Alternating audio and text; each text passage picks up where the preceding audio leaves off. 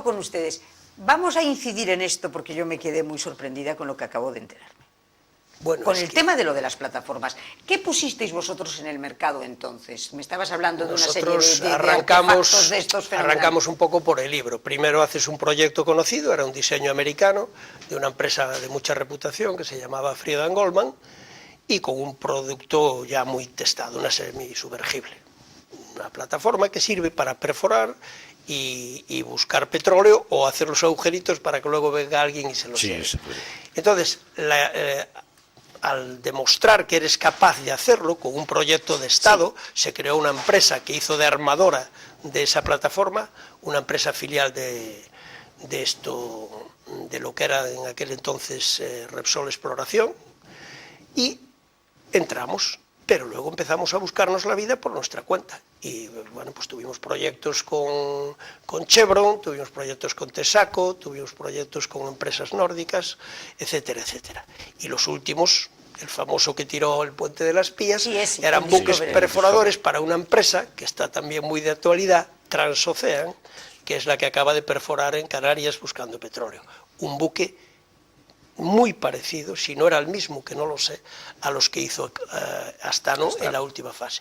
Y todos esos proyectos, evidentemente, como no eran construcción naval, no estaban sujetos al veto. Claro. Y los hizo Astano S.A., cosa que hoy ya no hay Astano S.A., hoy hay Navantia. Astano S.A. desaparece cuando se crea IZAR. Entonces, bueno, no había veto ninguno. Y es más, el librarnos del veto, ¿qué es? Para volver a hacer petroleros o bulk carriers. No podemos competir con eso.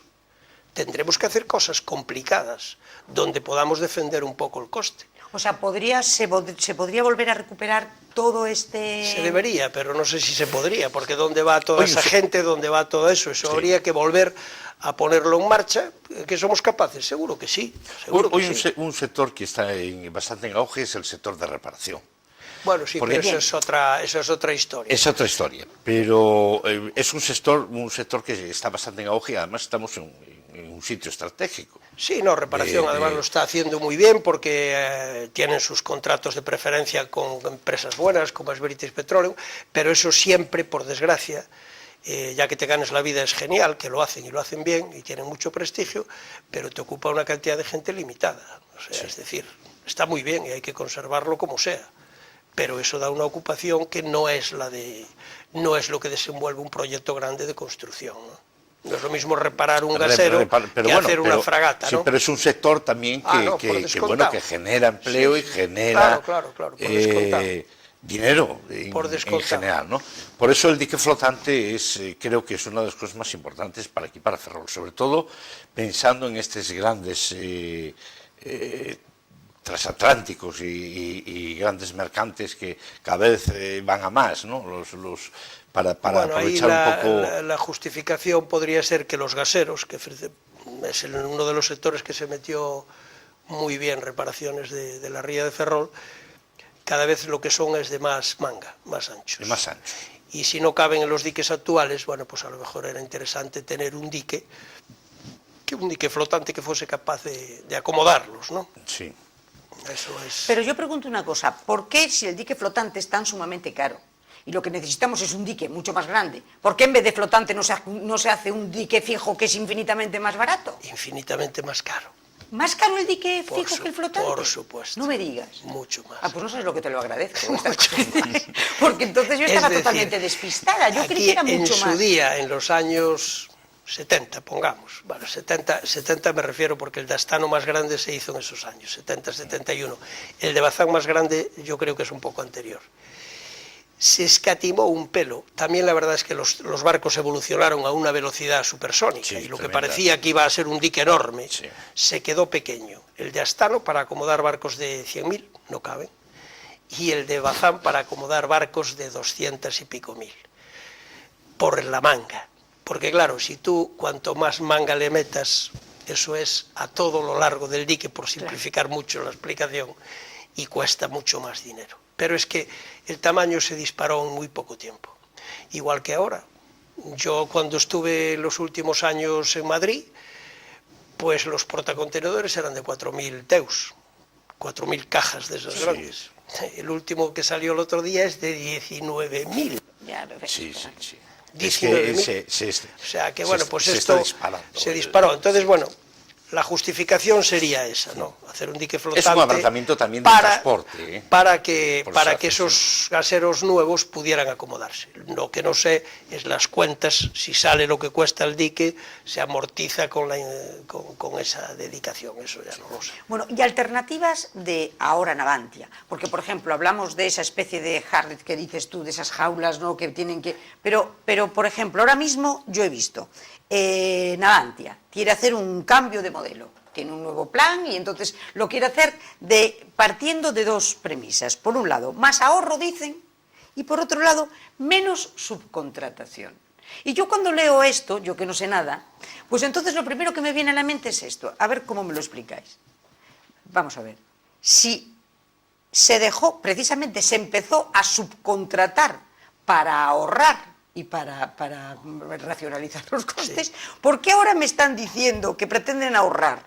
Y para pretender ahorrar, pretenden cargarse las subcontratas. Entonces, ¿era verdad lo de antes o es verdad lo de ahora? Las dos.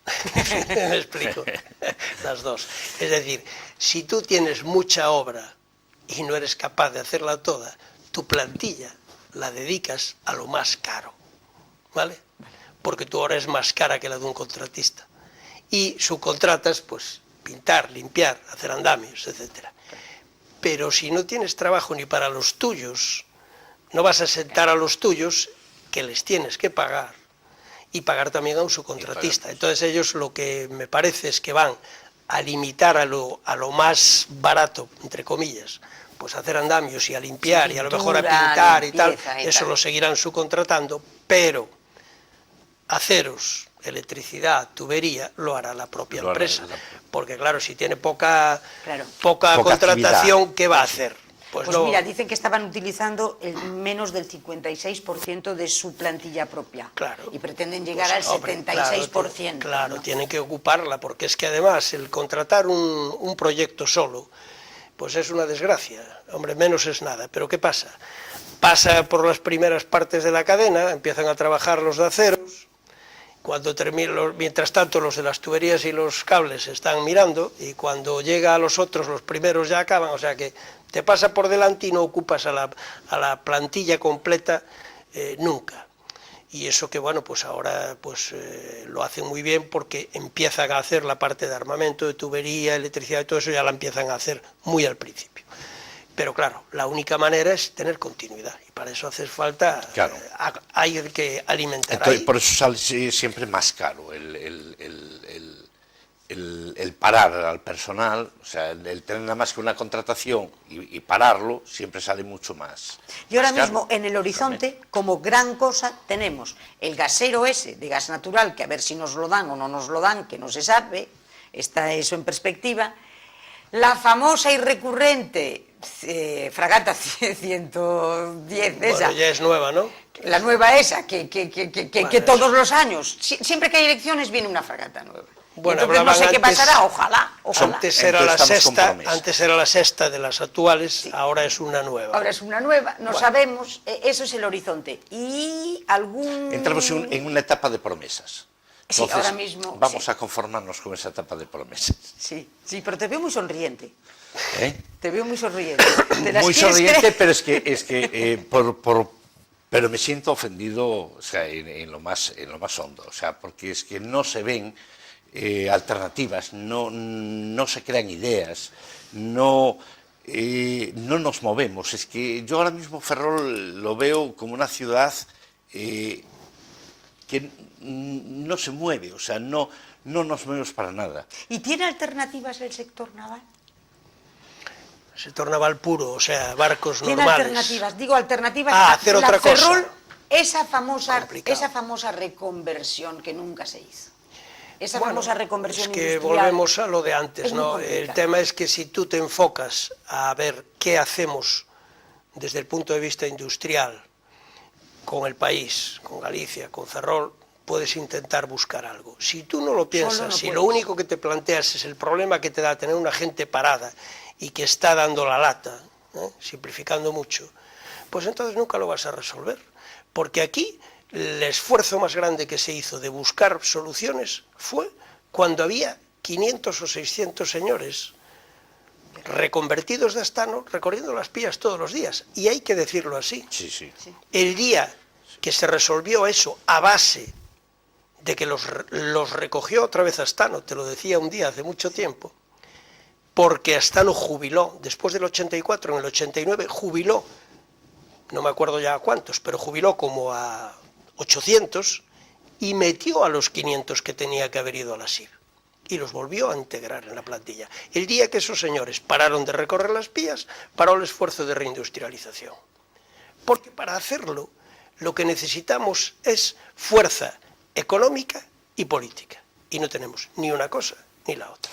No tenemos empresas grandes que tiren por la zona y no tenemos capacidad ni fuerza política para ir a donde hay que ir a decirle, oiga, mire, que le preocupe la plantilla y los parados que dan la lata no es suficiente. Eso es imprescindible y hay que atenderlos. Pero usted lo mira con un poco de horizonte y vamos a ver qué hacemos con el país. O si no, bueno, pues llegará un día en que ahí, en vez de 1000 y pico, bueno, ahí estaban no sé cuántos miles y cada vez están menos. Y cada vez se notan menos. El día que no haya nada, pues se acabó. Cerramos todos la puerta. Bueno, no la cerramos, ya la hemos cerrado porque todos... Es que ese es el problema. Toda la gente joven ya no está aquí, ya se ha ido. Ese es uno de los grandes problemas. No, es la conclusión. Es la conclusión. Después tenemos el CIS, el Centro Tecnológico, el CIS, que se cerró, o sea, se cayó, él solo se cayó. Eso es lo que hay que impulsar. Impulsar gente que haga proyectos, que presente proyectos y que se peleen realmente. Manolo, pero lo primero es comer. Lo primero es comer. Entonces, para comer hay que hacer un esfuerzo de pensar a qué se va a dedicar este país y concretamente a qué se va a dedicar Ferrol. Lo que pasa es que parece que les da urticaria hablar de los hierros y hay gente que se gana la vida. Hay gente que se gana la vida muy bien en el tema de los hierros, pero es que aquí hubo un momento en que les dio tanta urticaria que hasta se cerró la fábrica de Manises de Valencia, la de motores de dos tiempos, cuando no había después motores en toda Europa. Cuando en el boom que aquí se desaprovechó de la construcción naval en los años 2000 y pocos, a ti te hacían un barco si decías, si tiene usted el motor, pues a ver quién me lo hace. Y el motor detrás había que ir a ver quién le hacía el cigüeñal, porque ya no había sitios donde lo hicieran. Bueno, entonces, ¿qué pasa? Si eso te da repelús, y lo fácil es olvidarlo, y como no te den la lata, pasas página, dice, cada uno que se busque la vida, y no se proyecta, no se piensa en términos de decir, bueno, a ver, ¿qué apostamos? Pues por todo, y más de más sí, claro, por cosas nuevas y tal y cual. Sí, pero aparte de eso, hay industrias que son un poquito más intensivas en manos de obra y que en otros sitios se lo trabajan y sobreviven. Cuando se planteó la decisión, ¿ustedes qué quieren ser? ¿Públicos, construcción militar o privados y hacen ustedes lo que quieran? ¿Sabes quiénes fueron los únicos que escogieron ser privados? Sestao. No quisieron nada de Pero aquí no jugó un papel tremendamente eso fue complicado voluntario. Los sindicatos. No, bueno, no hicieron una pinza y no... Es un poco, tampoco se le puede pedir a la zona que ha vivido 260 años de la construcción naval militar y dependiendo de la iniciativa pública, tampoco se le puede pedir ahora una mentalidad empresarial como la que tiene el País Vasco, que toda la vida se ha... Me perdonáis un momento, tenemos una llamada. Hola, buenas noches. Buenas noches. Adelante, por favor. Señor Dopico. Hola. Usted me parece que es ferrolano, ha sido alcalde de Ferrol, no, y seguramente le habrá asombrado, como nos ha asombrado a todos, cuando el gobierno socialista en la década de los 80, debía de ser por el 85, nos metimos en aquella Comunidad Económica Europea, hoy Unidad Europea. Y fuimos, hoy somos ya 28 naciones, y España ha sido la que ha pagado el peaje más duro de todas, y podía haber entrado un poco más tarde, pagando pues prácticamente cero. ¿Por qué nos costó ese peaje de entrar cuando entramos? Nos decir que nosotros en aquel tiempo éramos la tercera potencia mundial de construcción naval. También nos hundieron la pesca, el sector pesquero, que éramos el primero de Europa y el tercero del mundo. Luego también nos sufrió la siderurgia, el agro, la cabaña lechera, etcétera. También a cambio, no digo a cambio, nos dieron durante 15 años el 0,8 del PIB, que se gastó, no sé, unas veces bien y otras veces muy mal. Entonces yo le pregunto, en esos 30 años que ahora hemos finalizado el día 1, ¿usted se cree que esto no nos hundió y nos dio un disgusto a todos tremendo que no sé si nos recuperaremos? Porque yo no le llamo reconversión, yo le llamo destrucción.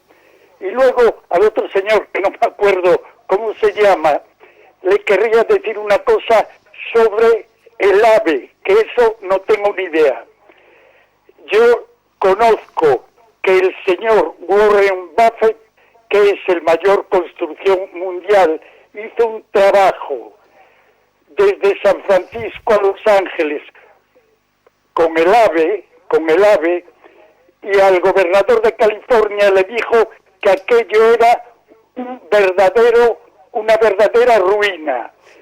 Y digo yo, si es una distancia aproximada, pero la población es 4 veces mayor que, por ejemplo, la de Madrid-Sevilla, y tienen mayor poder adquisitivo, ¿cómo en España van a ser rentables todas las líneas de AVE, sobre todo aquella de Toledo a Albacete, que la tuvieron que cerrar? No sé lo que harían con ella, porque en el año 10 tenía 9 pasajeros diarios durante 6 meses de media.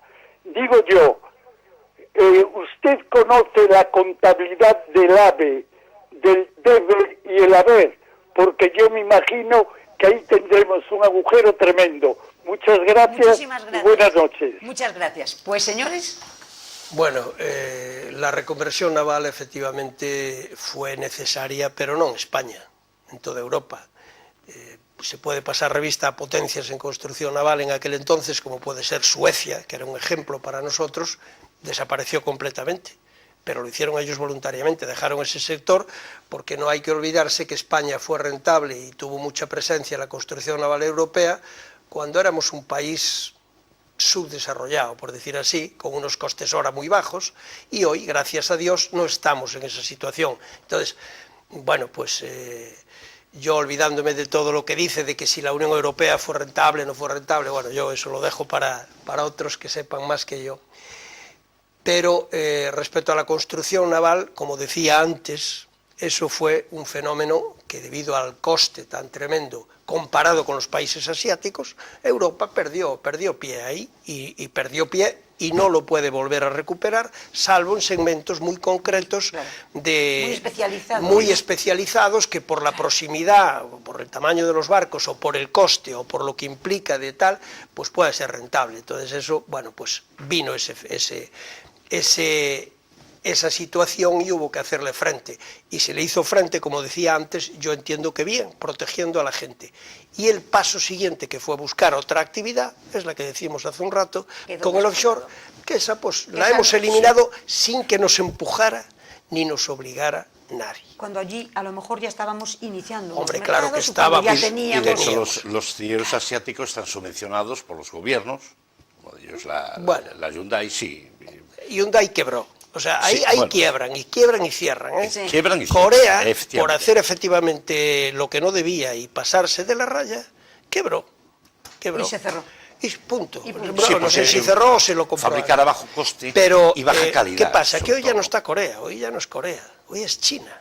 Hoy es China. Sí, Hoy es China. Sí. Y China, el coste ahora es la 10ª parte del que es. Me perdonáis un momento. Sí. Contestas luego lo del AVE, Lo que del AVE, tenemos otra llamada. Hola, buenas noches. Hola, buenas noches. Adelante, Pepa, por favor. ¿Pepa? ¿Sí? ¿Me oyes? Sí, perfectamente. Mira, Soy Luis María de Ferrol. Quería felicitarte primero, antes de nada, por tu constancia y perseverancia con el puerto deportivo. Yo pienso que lo vamos a conseguir, como sigas así, ¿eh? Cuando esté construido ya te haremos una placa de homenaje. Y a propósito, tengo en la mano un folleto de propaganda política de Feijóo 09, que dice exactamente, lo leo que solo es una línea: creación de un muelle transatlántico y un club náutico en el antiguo muelle Carbonero, así como la puesta en marcha de un puerto deportivo en Carranza. Y voy yo y le voto. No le vuelvo a votar más. Y otro tema. Decía el señor Amable que lo de los contenedores, me refiero. Vamos a ver, si viene un barco de la China cargado y quiere para el norte de Madrid llevárselos, hombre, yo de Ferrol a Madrid hay 600 kilómetros, pero por ejemplo de Oporto a Madrid hay 565. Yo elegiría la ruta más corta. O incluso hasta me iría a Gijón, que hay 465 kilómetros. O sea, yo no entiendo cómo un barco puede hacer un recorrido más corto y luego llevar por ferrocarril los contenedores.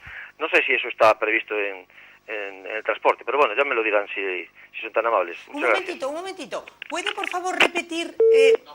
No, nada, gracias, adelante. Bueno, el tema no es tanto que haya 400 o 500 kilómetros, sino la facilidad y la rapidez con la que se hacen las maniobras. Es decir, hay que descargarlos y cargarlos en un tren. Claro. Y el tren tiene que ir y tiene que hacer tal. Entonces, el tren cuando llega a Madrid entra o no entra, le tienen allí aparcado 12 horas hasta que pase. Entonces, el primer tren que movió Hutchinson desde Barcelona a Madrid tardó 12 horas, pero eso no es el problema, porque van a hacer un viaje al día.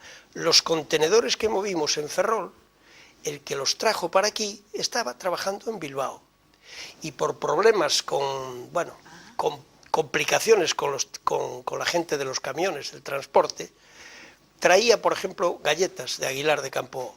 Le daba igual, porque él cargaba en Aguilar y si en 3 horas llegaba a Bilbao, a Ferrol a lo mejor tardaba 6, pero eso no es el problema. El problema es el número de maniobras que tienes que hacer y que te permitan hacerlo con tranquilidad, que no tengas que incurrir en sobrecostos porque a alguien se le ocurre que tienes que pagar un peaje que a lo mejor no viene a cuento, etcétera, etcétera. Entonces, el tema es tener la facilidad para hacer eso y que funcione y que tengas la fiabilidad de que el tren que sale, sabes que tarda 12 horas, bueno, tarda 12 o 24, pero sé que llega tal día, no un día 3, otro día 4, no sé dónde está, a ver a dónde me lo llevaron. La seriedad. Sí, hoy la fiabilidad de mercancías por tren es bastante alta. Bueno, yo puedo contar el papel que entra en Ferrol, hoy los sistemas... que al final hubo... Pérez Torres tuvo que renunciar a moverlo en tren. Sí, bueno, vamos a ver, es que comparar, por ejemplo, Vicálvaro en Madrid o el Arrabal de Zaragoza con Ferrol es que es una paradoja, ¿no? O sea, Ferrol, date cuenta que en principio tenía que bajar retrocediendo el tren, o sea, con la máquina en cabeza. Bajaba hacia el puerto, tenía que hacer maniobras, apartar, tal. Es que estamos hablando de un sistema arcaico, primitivo, ¿no? Hoy existen en las estaciones de clasificación lo que le llaman el cuello de cisne, que ya se clasifican automáticamente los vagones solos. Bueno, ¿y por qué estamos nosotros en las cavernas? ¿Por qué siempre nos toca estar aquí en el Neandertal? ¿Por qué? Porque tú me dices, tenía que darle marcha atrás, tenía que bajarnos o cuántas historias, digo yo. Tú dices, es un sistema primitivo. El tema es cuántas operaciones tienes que hacer, cargas y te vas y llega y sé cuándo llega.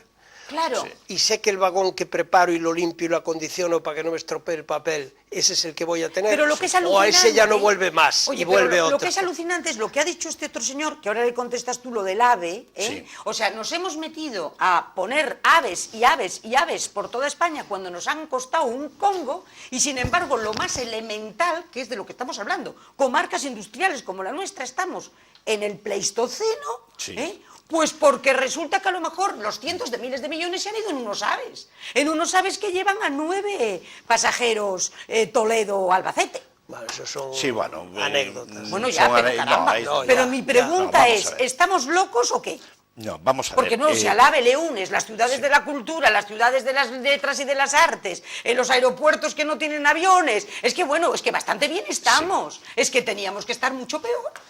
Vamos a ver, Vamos a ver, referente a lo que decía este hombre del corredor San Francisco-Los Ángeles, sí, efectivamente es un corredor de alta velocidad en la cual puso Talgo, la casa Talgo, que es una empresa española, sí, puso la tecnología, de hecho están circulando diferentes Talgos por este corredor y da muy buenos resultados. ¿En dónde, perdona? En el corredor San Francisco-Los Ángeles. Fíjate. Está, o sea, en San Francisco, Los Ángeles, está el Talgo funcionando de maravilla. Los sí, americanos siguen con el Talgo. En alta velocidad. Bueno, es que estamos locos. Vamos a ver, la alta velocidad se fue concebida para competir con el avión, única y exclusivamente. Sí, o sea, aquí no hablemos de coche ni de otro medio de transporte. Es para competir con el avión. Se hicieron una serie de líneas en España, o sea, unas radiales, desde Madrid, Valencia, hacia Málaga ahora mismo, hacia Barcelona, y se está haciendo el AVE hacia La Coruña. Hacia La Coruña, más bien hacia Santiago, porque van a seguir con ancho internacional Santiago-Coruña, ¿no? Entonces, estas líneas son rentables, según Renfe son rentables, o sea, van a un 90%, 100% sí, de capacidad, sobre todo el AVE de Sevilla, el AVE de Valencia-Barcelona. De hecho, cuando se instauró, que allí estaba el Euromed, cuando se instauró la alta velocidad en el corredor mediterráneo, muchas de las agencias de coches de alquiler se vinieron hacia el norte, porque allí ya no tenían servicio, sí, sí, porque todo el mundo cogía su AVE, si vivía en Valencia y iba a Barcelona, le tarda 1 hora y 30. Sí, fenomenal. Efectivamente. Sí. Van trabajando con internet. Sí, sí, fenomenal. Y en el coche de alquiler que les pagaba la empresa, tenían que ir atentos a la carretera, posiblemente algún accidente y esto, ¿no? Entonces, lo que no da una rentabilidad es ir de Toledo a Ciudad Real. No es rentable y efectivamente a lo mejor puede ser 3 viajeros, ¿no? Pero en lo que es de terminal a terminal suele ser rentable, o sea, porque por la capacidad que ¿Está sin subvencionar? ¿O lo estamos subvencionando entre todos? No, está subvencionado por la Comunidad Económica Europea. Está subvencionado. Tú dices el coste, el coste de montarlo. De infraestructura. Después, una vez que funcione, el asunto es que... No, funciona. De hecho, se pusieron los Alvia Ferrol. Sí. Los Alvia Ferrol muchas veces no hay billetes.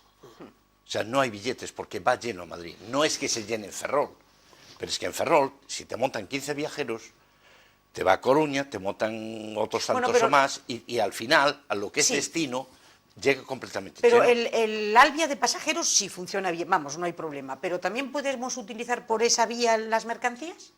Sí, perfectamente. También. Sí, lo que pasa es que en principio no lo autorizan, pero hay en países que sí, que funcionan. En Alemania, por ejemplo, perfectamente, o sea, van por las líneas de alta velocidad con mercancías. Pero bueno, en España había un estudio de lo que era pasar, sacando cercanías regionales, lo que era grandes líneas, pasarlo a alta velocidad o media alta velocidad, con otro tipo de trenes, lógicamente no con los AVE, y usar lo que era la infraestructura convencional para mercancías, sí, con lo cual liberaría muchos tramos de vía, sobre todo en las grandes capitales. Bueno, ¿qué veis? ¿Qué es lo que tendríamos que hacer para que esta comarca empezara a tener más posibilidades? Pues eso, plantearse un poco seriamente... ¿Pero desde arriba? Sí, desde arriba. O sea, organizar una política industrial un poco para desde toda arriba, España, a nivel yo gobierno creo central, que hay que hacer, lo que tiene que haber es una voluntad política de apostar por algo. Porque tú dijiste al principio, el gobierno de la Xunta en este momento tiene competencias para toda la cuestión industrial de esta comarca. Tiene competencias perfectamente, igual que las tiene para muchas otras cosas, pero bueno, yo diría, no las ejerce. En el concreto caso de industria no las ejerce ni el gobierno central ni el gobierno autonómico. Yo no veo sacando cosas aisladas de que se hayan hecho, ya no digo nada. De que se haya, bueno, pero el local, yo ahí no me quiero, hombre, el local tiene que hacer un esfuerzo de intentar aunar la voz de todo el mundo para ir a los sitios que haya que ir a decir lo que necesita. pero bueno, evidentemente no tiene competencias pero sí tiene esa, o debería tener esa capacidad política de representarnos a todos y de ir a donde tenga que ir y decir, oiga, vamos a pensar seriamente, pero es un poco el ambiente general, es el ambiente general, es decir, hay una anécdota cierta de cuando el señor Adelson intentó en Madrid montar los casinos y todo eso en una reunión de los consejeros de industria vasco y del gobierno vasco con la Caixa de allí, etcétera, etcétera, donde se hizo un comentario, bueno, nosotros esos se dedican a los casinos, les llamo de otra manera más vasta, nosotros a lo nuestro, vamos a ver lo que necesita la pequeña y la mediana empresa. Y a trabajarse el tema. Ya no tienen grandes cosas, porque pasó la época, no tienen mucha siderurgia, no tienen construcción naval, no, quedan ahí unos restos pequeños. Pero de empresas medianas metidas en la industria, de todo. Y tienen siempre, yo no sé, pero de 5 puntos para arriba menos de paro que ninguna otra región. Si ahora la media de España, no sé en qué está, en el 20 y tantos, ¿no? Sí, 24, 25, por ahí más o menos. No creo que pasen del 17. Y cuando España estaba mejor, ellos no tenían prácticamente ninguno. Y cuando España era el 14 o el 15, ellos el 5 o el 6. Entonces, bueno, pues hay apuestas y hay análisis serios de lo que se puede, lo que no se puede hacer. Y en Ferrol se pueden hacer cosas que a lo mejor no se pueden hacer en Santiago. Bueno, aquí hay determinada tradición y tenemos que intentar vender lo que nosotros sabemos hacer y lo que podemos sacar de las ventajas que podemos tener en cuanto a dónde estamos. Claro. Estamos al lado del mar, tenemos una serie de ventajas. Bueno, ¿qué se puede hacer con eso? Pues lo que se puede hacer con eso, si no lo quiere hacer el Estado, que lo haga quien sea. Pero lo que hay que hacer es intentar captar a alguien que aproveche todas estas potencialidades. Privatizar. De la manera que sea, de la manera que sea. Lo que tiene que haber es proyectos que vengan a cuento con nuestra realidad y que se apueste seriamente. No a venir a especular, a sobre todo aprovechar ventajas o añadidos. ¿Para qué os contaría de todas esas... la cantidad de gente que desfiló por los despachos nuestros de Astano vendiendo humo? Sí. Que al final, bueno, pues no, ninguna se estableció, o sea, que de eso nos libramos. Y se montaron algunas, que unas les fue mejor, otras les fue peor, pero no hubo tampoco la posibilidad de tener una gran apuesta. Yo siempre recuerdo ahora casos como la industria auxiliar de la automoción que se puso en el sur, Delphi. Sí. Ya quisiéramos que se hubiera puesto aquí. Y allí, pues no funcionó. No funcionó. Porque la idiosincrasia y la manera de abordar los temas no es la misma aquí que en otros sitios. Es que fijaros además Astano, ¿no? La ubicación de Astano, que es un polígono fabuloso, donde tienes además, si quieres hacer un polígono industrial, ahí lo tienes maravilloso para todas las industrias. Tienes puerto, tienes tren, tienes en este momento, gracias a Dios, una carretera magnífica, un aeropuerto lo tenemos a 30 minutos, 35 minutos. Pero o sea, nos falta lo tenemos... suelo industrial, eso. Pero hombre... Llevamos toda la historia de... Pero el suelo industrial que no termina de lanzar el suelo industrial de Ferrol, porque eso, la plataforma logística esa de San Pedro de Leixa, de Mandía y todo eso, está en nada, no se ha hecho nada. Pero tú tienes que el polígono de Narón no está tampoco overbooking, no está al tope. No está, pero bueno, pero... En este momento yo no sé si necesitamos suelo o necesitamos industrias pero para ese suelo. Necesitamos dinero, gente que venga a poner aquí un negocio. La pequeña y mediana empresa, de hecho, ahí está el crecimiento de Narón, o sea, no se puede negar. O sea, han llegado a los 40.000 habitantes. O sea, pero ¿por qué llegaron? Porque hay empleo. No hay un empleo al 100%, pero bueno, sí hay mucha empresa pequeña y mediana empresa que genera, quieras o no, empleo. Ferrol es que no genera nada. Bueno, pero yo soy de la idea de que con independencia de que seamos dos ayuntamientos separados, la gente vive donde se le ocurre. Si los pisos son más baratos en Narón, vive en Narón. Tienen más posibilidades. Allí efectivamente hicieron una apuesta y el polígono fue una apuesta buena y salió bien. Y efectivamente cuando aquí se renunció a tener suelo industrial, ellos apostaron y salió bien. Ahora, bueno, ¿por qué llegan a 40.000? Bueno, eso es una cosa, creo yo, de más factores que entran. Pero somos los mismos. Yo creo que se fueron de aquí se marcharon. La raya es la raya, pero vamos. Sí, son más factores, sí. Pero aquí no se ha puesto por suelo industrial. No. Ni por la diversidad de... Pero lo malo siempre es que no hay suspiramos industrias para ese suelo por el naval y siempre... Y al final, si estás viviendo una cosa y viene una crisis, al final no vives de nada. Bueno, que porque así. es un poco, volvemos al principio Porque, del programa, claro, cuando no aquí se creamos apostó alternativas. de una manera totalmente irresponsable por un sector de servicios. Y se olvidó ni se ayudó a esas empresas. Había mucho más tejido industrial en Ferrol hace 35, 40 años que hoy. Claro. Bastante Mucho más. más. Y eso todo se desmanteló. Pero eso Daba se igual, perdió porque todo el antes de mundo- que se cayera el naval, ya se cayeron Ya todos se cayeron esos. antes, todos ellos. Todos. Con lo cual no hubo una política no de hubo ayudar una a la con- industria. una continuidad. ¿Sí? Entonces yo creo que ese ha sido, desgraciadamente, el gran problema de España. Y lo hemos fiado todo al ladrillo. Y fijaros en dónde estamos. Y fijaros en dónde Sí, estamos. sí, eso es verdad. Estamos llegando al final y otro día os voy a emplazar para que hablemos del ladrillo, de la burbuja inmobiliaria, porque ya hemos llegado al final. Oye, pues os agradezco muchísimo que hayáis estado Muy aquí, bien, muchas gracias. ayudándonos a despejar pues muchas incógnitas y creéis que tenemos futuro. Hay que buscarlo. Vale, Sí, venga, sí. que buscarlo. Yo creo que Hay que sí. buscarlo. Sí. Hay que buscarlo. Sí, yo creo que, sobre todo en la gente joven que se inquieta, que presenta proyectos y quiere tirar para adelante, yo creo que sí. Bueno, pues muchas gracias, señores, muchas gracias a todos ustedes y yo también estoy de acuerdo con Amable. No sé si tendremos futuro, pero hay que buscarlo. Muchas gracias y hasta el próximo miércoles. Buenas noches. Bueno,